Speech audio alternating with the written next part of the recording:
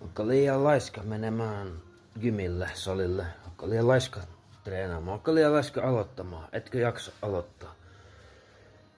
No, mä voin antaa tässä pikkuis motivaatiota sulle, niin kuin, ketä ikinä ootkaan. Se on elämän luonto liikkua.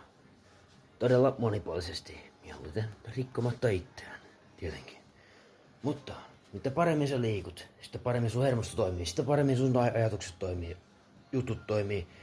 Sä oot paremmin ihmisten kanssa, paremmin missä tahansa tilanteessa. Apauttia näin. Melkein jopa 100% näin. Mutta just näin.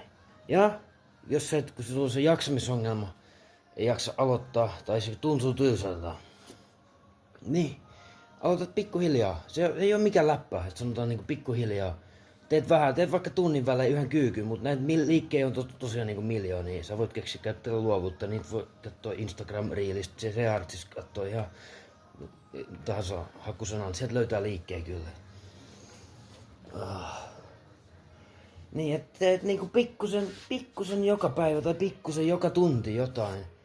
Ja se jaksavuus, sit tulee lopulta niinku effortless.